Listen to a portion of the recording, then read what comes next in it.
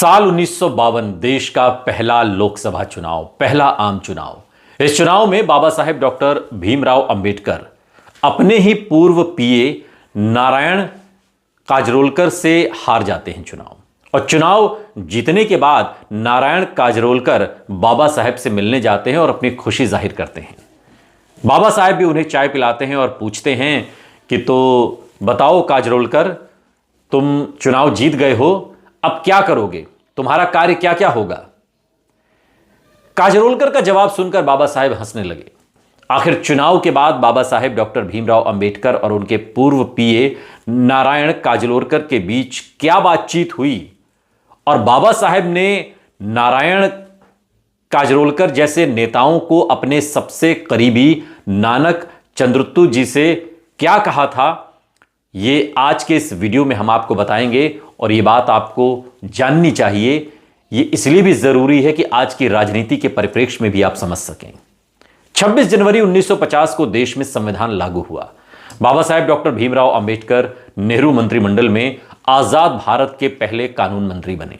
लेकिन कई मुद्दों पर उनके कांग्रेस से नीतिगत मतभेद रहे और इसी वजह से 27 सितंबर 1951 को बाबा साहेब ने पंडित जवाहरलाल नेहरू को पत्र लिखकर मंत्रिमंडल से इस्तीफा दे दिया। इस्तीफे के बाद बाबा साहेब ने साल 1942 में स्वयं द्वारा गठित शेड्यूल कास्ट फेडरेशन यानी कि अनुसूचित जाति संघ को नए सिरे से मजबूत करने का काम शुरू किया।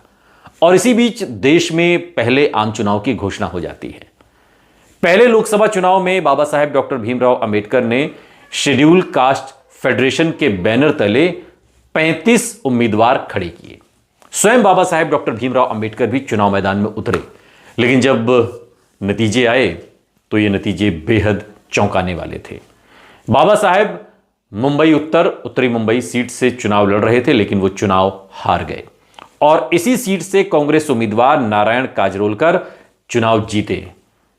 पिछड़े वर्ग से आने वाले नारायण काजरोलकर कभी बाबा साहेब के पीए रह चुके थे। वो दूध का कारोबार करते थे और राजनीति में एक नौसिखिए नेता थे।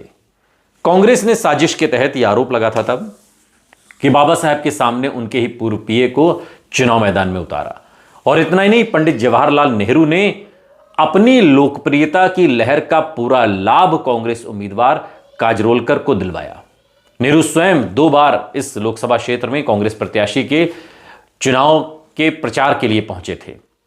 नतीजा यह हुआ कि शेड्यूल कास्ट फेडरेशन के केवल 2 प्रत्याशी ही चुनाव जीत सके, जबकि स्वयं बाबा साहेब डॉक्टर भीमराव अंबेडकर अपने ही पूर्व पीए नारायण काजरोलकर से ये चुनाव हार गए।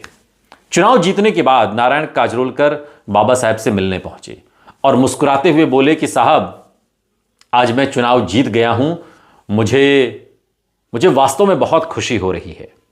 और इस पर बाबा साहेब ने फिर काजरोलकर से सवाल पूछा कि तुम जीत तो गए, अब करोगे क्या, तुम्हारा काम क्या होगा, डेवलपमेंट वगैरह कैसे सारी चीजें करोगे, क्या तुमने सोचा है। काजरोलकर बाबा साहेब के सवाल पर जवाब देते हैं कि मैं वही करूंगा जो मेरी पार्टी कहेगी। और यह सुनकर बाबा साहेब डॉक्टर भीमराव अंबेडकर जोर से हंस पड़े और उन्होंने काजरोलकर को चाय पिलाई। काजरोलकर के जाने के बाद भी बाबा साहेब हंस रहे थे और तब नानक चंद्रतु जिन्हें पूछा कि साहब, आप अब भी क्यों हंस रहे हैं, तो बाबा साहब ने कहा कि काजरोलकर अपने समाज का नेतृत्व और प्रतिनिधित्व करने की बजाय पार्टी का हरिजन बन गया है। यह बात बाबा साहेब ने 1952 में कही थी, लेकिन आज भी यह कथन पूरी तरह सार्थक सिद्ध होता है। आज भी मूल निवासी बहुजन समाज के कई सांसद और विधायक अपने समाज का प्रतिनिधित्व करने की बजाय केवल अपनी अपनी पार्टियों के वफादार सेवक बनकर रह गए हैं। आज संसद में अनुसूचित जाति के लिए 84 सीटें, अनुसूचित जनजाति के लिए 47 सीटें आरक्षित हैं, यानी कुल 131 आरक्षित सीटें हैं। वहीं 2024 के चुनावों के बाद ओबीसी सांसदों की संख्या बढ़कर 31% हो चुकी है। लेकिन एक सवाल अभी भी है कि क्या ये लोग अपने समाज का प्रतिनिधित्व कर रहे हैं। बावजूद इसके इन समुदायों की स्थिति दयनीय बनी हुई है।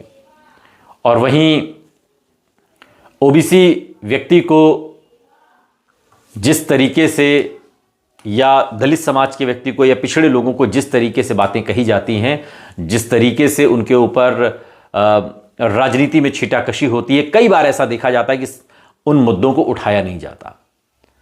जो बहुजन समाज के लोग हैं, यहां तक कि देश की संस्थाओं में भी मूल निवासी बहुजन समाज का प्रतिनिधित्व उनकी जनसंख्या के अनुपात में बहुत कम है। और आंकड़े बताते हैं कि सुप्रीम कोर्ट में नियुक्त लगभग 76% जज सवर्ण जातियों से आते हैं, जबकि देश के विभिन्न हाईकोर्ट में लगभग 78% जज उच्च जातियों से हैं। तो ये जो भिन्नता है, जो असमानता है, ये कैसे दूर होगी?